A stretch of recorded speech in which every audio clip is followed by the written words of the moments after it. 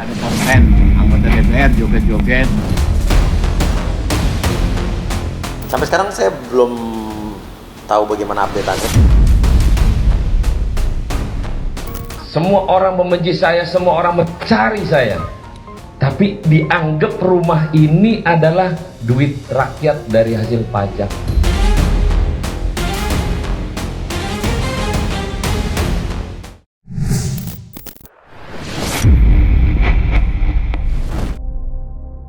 Mahkamah Kehormatan Dewan (MKD) DPR RI kemarin menggelar sidang etik perdana untuk 5 anggota Dewan Perwakilan Rakyat nonaktif seperti Ahmad Sahroni, Nafa Urbah, Eko Patrio, Uya Kuya, serta Adis Kadir terkait kerusuhan di sejumlah daerah di Indonesia pada tanggal 25-31 Agustus 2025.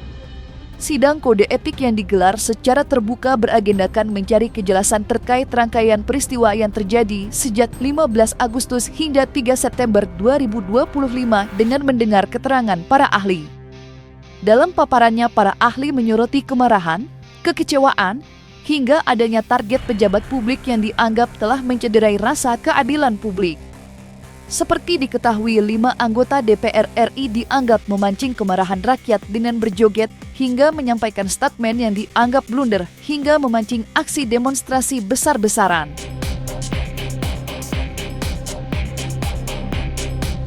Tadi kan ada konten anggota DPR joget-joget karena ada diumumkan kenaikan gaji, itu tidak benar. Menurut pandangan pribadi saya, yang mulia, itu tidak benar, yang mulia. Karena memang tidak ada diumumkan oleh Pak Presiden kenaikan gaji di sidang tanggal 15 itu, yang mulia. Bentuk-bentuk ekspresi membuat berita yang tidak sesuai fakta. Satu tadi kan. Lalu melakukan ajakan untuk melakukan tindakan yang melakukan pengerusakan atau melawan petugas. Nah, itu kan batasan melanggar hukumnya seperti apa, Bro? Selama tidak merugikan orang lain. Nah, yang yang nggak selama merugikan orang lain, yang kebebasan berpendapatnya tadi. Kan pertanyaan yang mulia awalnya kebebasan berpendapat. Iya, tapi kalau sampai sejauh itu sampai memproduksi itu pelanggaran hukum. Konten-konten itu pelanggaran hukum ya. Ya, misalnya kan yang Uya-Kuya dari video lama dibikin video baru seolah-olah Uya-Kuya menghina netizen yang mengkritik beliau, ya kan ya, mengkritik DPR. Kurang lebih kan begitu. Ya. Oh, itu pelanggaran hukum. Ya. Apakah aksi-aksi joget seperti itu di forum resmi kenegaraan merupakan tindakan yang dalam tanda konteks, tanda kutip dia dalam ilmu saudara secara sosiologis melanggar sesuatu? Ya, apakah melanggar sesuatu? Apakah menunjukkan rasa tidak berempati terhadap penderitaan rakyat? Menurut pendapat ahli, tidak, yang mulia. Itu diputarkan dulu video tentang capaian pemerintahan Presiden Republik Indonesia. Betul. Kemudian setelah diputarkan film, baru Bapak Presiden menyampaikan pidato. Ada 2 materi yang disampaikan beliau. Yang pertama adalah laporan kinerja lembaga-lembaga negara dan juga pidato kenegaraan dalam rangka HUT RI yang ke-80. Jadi ada 2 tema yang disampaikan oleh terkait tema itu ada berapa capaian-capaian yang akhirnya mendapat respon apresiasi dari peserta sidang sambil berdiri sambil bertepuk tangan. Iya, paling ya kalau tanggapan kita sih yang namanya sidang etik memang harus dilakukan karena untuk supaya kedepannya tidak ada lagi perwakilan dari masyarakat yang disebut anggota dewan melakukan hal-hal yang sangat receh karena mereka posisinya itu sudah pejabat publik dan baiknya mereka itu lebih bijak lagi dalam memilih kata-kata ataupun lebih bijak lagi untuk melontarkan suatu statement yang memicu kemarahan masyarakat seperti kemarin.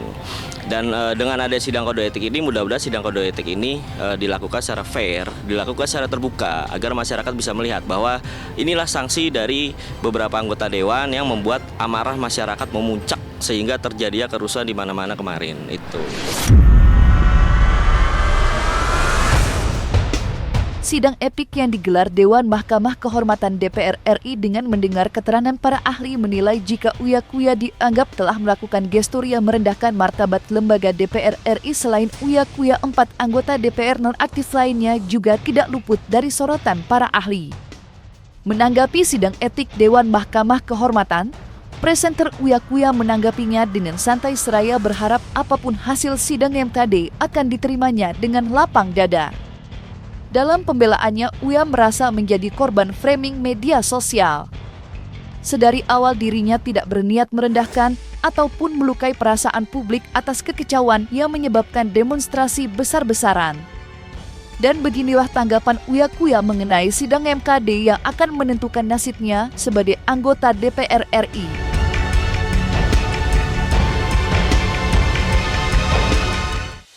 Nah, saya sih serahkan saja sama DPR, sama MKD, dan saya percaya bahwa DPR RI, MKD juga bisa melihat masalah ini secara objektif dan bisa membedakan mana yang video hoax, mana yang fitnah, mana yang beneran, mana yang enggak, dan kita pikir secara objektif, fair mereka bisa melihat itu. Tapi saya tidak mau terlalu berharap banyak, ya saya serahkan saja. Sampai sekarang saya belum tahu bagaimana update-annya, cuman setahu saya hari ini sudah ada sidang pemanggilan para saksi-saksi, ahli, dan sebagainya, cuma saya nggak ngikutin juga. Saya siap, saya justru senang kalau ada sidang secara terbuka, saya senang.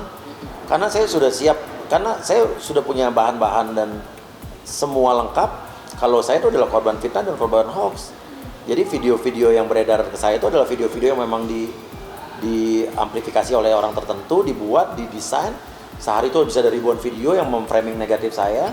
Video-video lama saya dinaikkan dengan tulisan-tulisan gaji 3 juta kecil dan lain sebagainya, itu kan bukan buatan saya. Memakai video lama saya dikasih narasi tulisan seolah-olah biar orang percaya itu kayak saya. Buktinya semua, dan joget di DPR pun saya punya buktinya bahwa tidak seperti yang orang framing selama ini. Dan juga kayak yang bilang gue artis, itu juga gue punya bukti bahwa itu adalah bukti wawancara gue di bulan Januari kemarin. Tapi ya ini memang framing jahat yang memang ditujukan untuk mendiskreditkan beberapa anggota DPR, ya institusi DPR, dan korban-korbannya kita-kita ini gitu.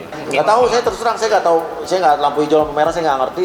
Saya ikuti saja prosedurnya karena saya juga tidak mau memaksa apapun, saya tidak mau mempengaruhi apapun, biar persidangannya berjalan secara fair, secara objektif, dan masyarakat pun harus menerimanya secara objektif juga, nanti harus melihat dengan objektif aja.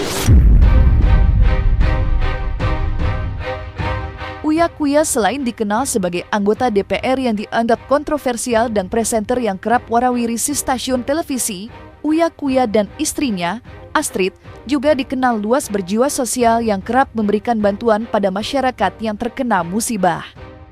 Sepertinya aksinya kemarin, Uya Kuya berjibaku membantu warga yang terdampak musibah banjir besar di sebagian wilayah DKI Jakarta. Tidak hanya bantuan sosial pada masyarakat luas, Uya Kuya dan istrinya juga kerap menolong warga negara Indonesia yang bekerja di luar negeri yang mendapat perlakuan tak manusiawi. Keberanian Uya Kuya menolong WNI yang bekerja di luar negeri mendapat perhatian luas dari publik, bahkan tidak sedikit yang memuji sikap tulus Uya Kuya dan istrinya. Lantas apa tanggapan Uya Kuya mengenai aksi sosialnya meski kini status anggota DPR yang dijabatnya sedang dipertaruhkan di sidang etik Dewan Mahkamah Kehormatan? Ya, jadi hari ini tadi kita datang ke lokasi banjir di RW 1 Kelurahan Bangka, dan sekaligus juga melihat musola Nurul Huda yang kemarin saya renovasi dan baru sempat lihat sekarang. Apa ya? Jadi kalau emang aktif lihat sosmed saya, lihat YouTube saya, yang saya lakukan kan bukan baru-baru sekarang, udah dari dulu ya. Dan ini rutinitas kita aja dari beberapa tahun terakhir ini. Ini karena ya kita bisa lihat ya, warga begini, kalau kita membantu orang, mana yang fake, mana yang pencitraan, mana yang emang benar-benar tulus, ya gampang dilihatnya sama warganya aja gitu kan. Kalau saya kan datang ke warga-warga di sini kan bukan baru-baru sekarang ya, bukan setelah dijarah saya baru datang ya, dari dulu kan bisa lihat ya, warga yang tadi kan emang sudah warga yang sering ketemu sama saya dari berapa tahun yang lalu sampai sekarang. Jadi ya kalau saya menyimpulkan bagaimana, ya saya kurang objektif juga ya, dilihat sendiri saja gitu.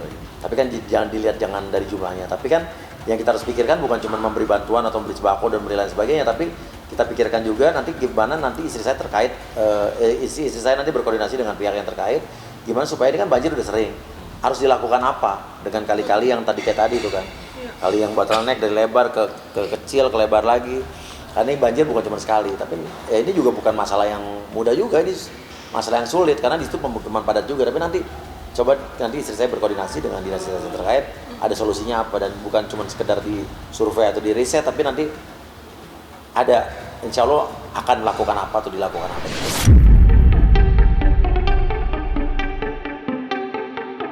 Sementara itu, anggota DPR RI dari Partai Nasdem, Sahroni, untuk pertama kalinya muncul di tengah publik dan berdialog langsung dengan masyarakat.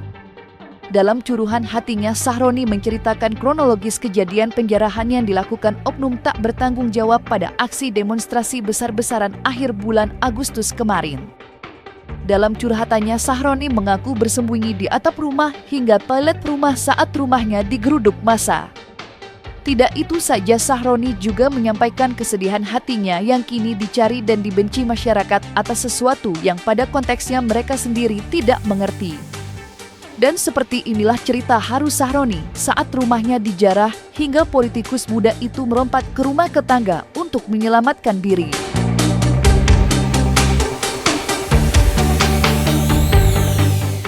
Semua orang membenci saya, semua orang mencari saya. Bapak Ibu, saya alhamdulillah tidak korupsi. Tapi dianggap rumah ini adalah duit rakyat dari hasil pajak. Yang menerima saya Pak Haji Dhani persis jam 10.15 malam. Saya lompat dari belakang ke rumahnya beliau. Saya mau lewat tangga di sana, itu ternyata rumah Pak Haji.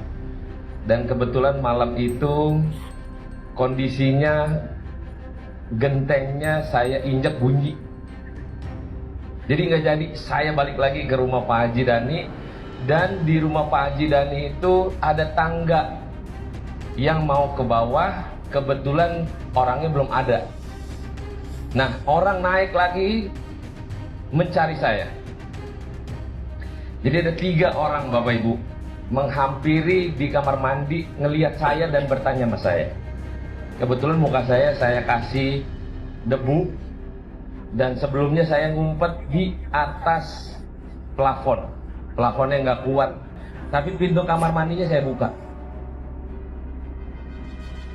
Kalau Bapak Ibu tahu, saya kayak main film, dramanya luar biasa. 1 jam pertama, ini ada sebenarnya sebelum kejadian jam 15.12 saya ingat. Ada saya ketemu dengan perwakilan dari tokoh agama. Pak Imam sama Ibu Dini sama pembantu saya di rumah Pak Haji Rusdi di sebelah. Dia kaburnya ke sebelah. Terima kasih Pak Haji Rusdi. Mana Pak Haji Rusdi? Terima kasih Pak Haji sama istri yang telah menerima imam, istri dan pembantu saya di rumah sebelah. Saya dalam keadaan hari itu tidak percaya sama 1 orang pun. Kenapa saya baru hadir pagi hari ini? Semua orang membenci saya, semua orang mencari saya. Konteks politik di dalam ruang publik ini di frame orang yang nggak ngerti kondisinya.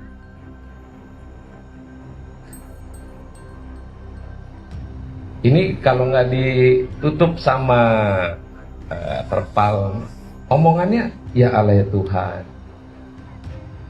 Kebayang Bapak Ibu, foto keluarga pun dicuri. Hari ini ketemu sama Pak Haji Sahroni, sangat senang sekali dia bisa kembali lagi di sini.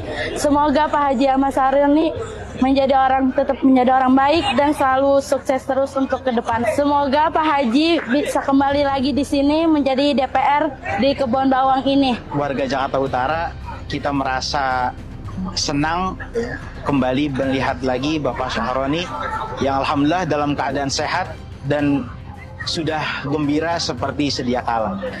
Alhamdulillah setahu kami Bapak Sahroni merupakan orang yang royal, yang memang untuk masyarakat, untuk warga sekitar tidak pernah pelit. Tapi Bapak Sahroni selalu mengusahakan apa yang bisa beliau bantu untuk kesejahteraan masyarakat Jakarta Utara, khususnya di wilayah Kampung Warakas ini.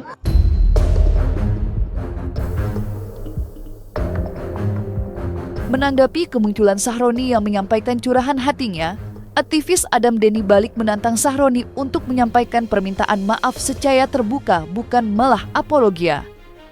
Sebagai politisi dan pejabat publik, bagi Adam Denny penting untuk mengakui kesalahan dan berani meminta maaf secara terbuka sebagai sikap satria. Pernyataan Adam Denny yang meminta Sahroni berbicara di tengah publik untuk mengakui kesalahannya dan meminta maaf sebagai pejabat publik dibenarkan oleh kuasa hukumnya, Herwanto. Bagi Herwanto, sikap tegas Adam Denny terhadap Sahroni bukanlah sikap permusuhan atau mengedepan ego semata, sebagaimana selama ini dicitrakan jika Adam Denny masih menyimpan dendam lama dengan Sahroni. Tudingan itu pun dengan tegas dibantah oleh Herwanto tetap pada keyakinannya jika pernyataan Adam Denny terhadap Sahroni merupakan saran bijak mengingatkan yang bersangkutan seorang pejabat publik.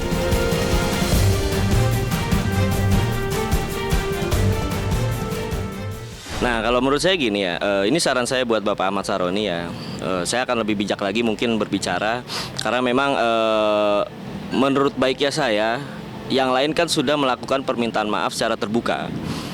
Kita juga nggak tahu yang tadi Mbak pertanyakan ke saya itu video AI atau enggak, tapi baiknya awal amarah masyarakat itu ketika Bang Ahmad Sahroni ini melontarkan kata-kata yang tidak pantas di depan media. Nah, saran saya baiknya melakukan permintaan maaf secara terbuka, mengundang semua media nasional. Itu lebih sangat gentle, itu lebih sangat dihargai oleh masyarakat. Karena itulah laki-laki sejati dan itulah yang namanya pejabat publik dan merupakan perwakilan dari masyarakat. Itu saran saya, Bang. Karena jika Abang Ahmad Sahroni tidak melakukan tindakan seperti itu, respect masyarakat masih kurang dengan Abang. Merendahlah, Bang. Seperti saya ini udah dididik sama Abang, dimasukin sekolah, akhirnya mendapatkan gelar M.NP, mantan napi ya kan. Tapi saya bisa lebih bijak lagi. Itulah Bang, maksudnya mudah-mudahan nanti sidang kode etiknya juga dari pihak gedung parlemen benar-benar melakukan sanksi tegas ya. Kalau bisa semua yang berulah ini walaupun sudah minta maaf ya, supaya ke depannya tidak ada lagi dan supaya tidak ada lagi anggota dewan yang berani membuat amarah masyarakat memuncak. Nah, dia kepengennya sebenarnya dia tidak benci sama Ahmad Sahroni. Dia tidak menganggap Ahmad Sahroni itu sebagai musuh, enggak. Tapi dia mau membuktikan kepada masyarakat bahwa undang-undang yang dikenakan pada saya itu lebih penting mana. Dia dianggap mencemarkan nama baik. Tapi dia punya bukti bahwa ada pejabat loh yang saya punya bukti bahwa dia merugikan negara. Dia hanya pengen membuktikan bahwa apa yang saya katakan, apa yang saya perjuangkan ini murni benar-benar dari seorang rakyat yang punya tupoksi mengawasi kinerja dari pejabat.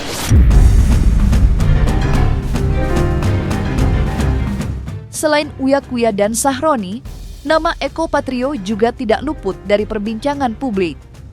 Di media sosial, pelawak senior itu tengah ramai menjadi perbincangan usai disebut-sebut hadir dalam rapat musbel partai yang menjadi rumah politiknya. Dalam acara internal Partai Eko tampak didampangi Pasha Ungu.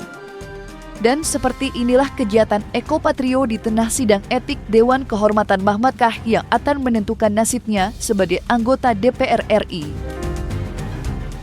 Tentu sudah menyatakan, ya, saya termasuk juga anggota Dewan semuanya. Kita akan mensupport 24 jam keberadaan dari muda partai. Di kegiatan musyawarah wilayah ke-6 Depan dan Tengah dihadiri langsung oleh Bapak Gubernur Kalimantan Tengah, Bapak Rizky Sabran, dan juga Sekjen PAN Bapak Eko Purnomo. Terima kasih Pak Gub. Hidup itu tidak ada yang instan, ya. Yang penting kita ambil yang tidak mungkin, ambil pasti jadi. Terus bestiar, berusaha menjadi angkat lupa. Dah, jadilah orang yang perkasa seperti Bempas. Anggota-anggota DPR itu pintar ya. Mereka tahu kondisi rakyat Indonesia sekarang. Hanya butuh empati. Dan kalau nggak usah ngomong ya diem aja, jujur aja. Kalau nggak usah ngomong ya nggak usah ngeluarin pernyataan-pernyataan yang membuat masyarakat marah. Gue juga paham kok banyak anggota DPR yang kerja. Gue juga paham. Nggak semua, oke. Tapi menurut gue permasalahan pemintahan sekarang, mau itu anggota dan aparat, menurut gue bisa jadi salah terserah. Komunikasinya mana, skill komunikasinya? TPU Karet Bibak tuh 11 sekolah LSPR, London School of Public Relations. Makanya mereka semua sekolah di LSPR deh, untuk public relations deh, untuk communication deh. Gua aja di sini yang bukan aparat.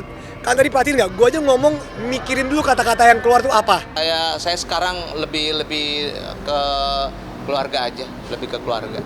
Apalagi urusan itu udah saya serahkan kepada partai politik aja. Saya udah nggak ngurusin yang lain. Yang penting sekarang adalah saya dekat sama keluarga saya aja. Udah saya lillahi ta'ala, saya serahkan semuanya. Saya sebagai baik anggota dewan atau sebagai apa, saya serahkan kepada ketum saya Pak Zulkifli Hasan. Dan saya sekarang ingin lebih memperbaiki psikologis anak-anak saya, memperbaiki psikologis istri saya, itu yang lebih penting. Semuanya ya lebih untuk keluarga aja. Yuk maafkan mereka dan mudah-mudahan tidak terulang lagi, tidak terjadi lagi. Kalau masalah trauma ya pastilah ya, gitu ya. Masih ya, saya minta doanya.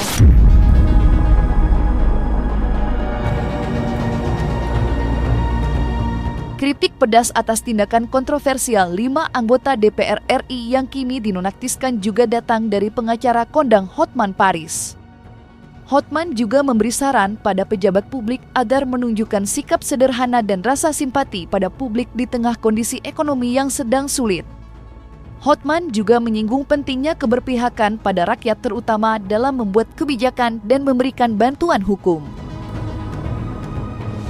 Apa pesan moral dan hikmah dari demonstrasi baru-baru ini?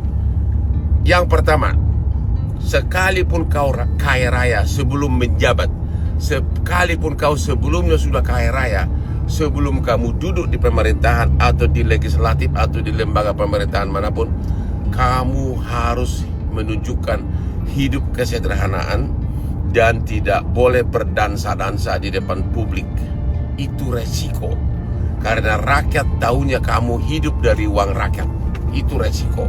Kau telah memilih jadi pejabat publik, bersikaplah seperti pejabat publik. 2. Hidup kesederhanaan adalah salah satu prinsip yang harus diikuti yang harus dilakukan oleh pejabat publik. Itu resiko, apa boleh buat. Kau telah memilih jadi pejabat publik. Yang ketiga, seperti disebutkan oleh seorang profesor hukum di Amerika Serikat, demo itu menunjukkan bahwa pada saat orang mendapatkan ketidakadilan, tetap kamu harus ikut peduli, walaupun yang jadi korban ketidakadilan itu adalah orang lain. Karena ada waktunya nanti kau yang jadi korban ketidakadilan. Jadi berjuanglah, ikut berjuang pada saat teman kamu atau masyarakat sekitar mendapatkan ketidakadilan. Pada saat kau menjabat, memang kau bisa melakukan apapun. Tapi ingat, yang datang ke Kopi John mendapatkan keadilan adalah para keluarga, para keturunan dari mantan pejabat yang sekarang sesudah orang tuanya tidak menjabat merasakan ketidakadilan.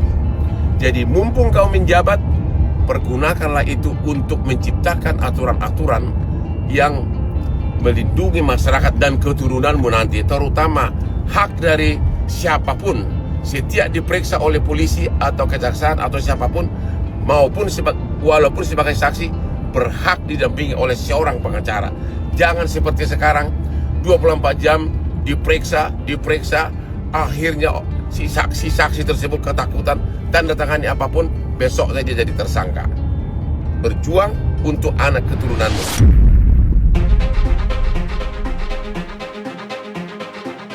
Nah, selesai sudah Cumi Lovers. Saksikan terus Cumi Camp In-Depth, kabar lengkap, mendalam, dan akurat dari narasumber terpercaya. Dan jangan lupa untuk like, subscribe, dan juga share channel YouTube Cumi Cumi.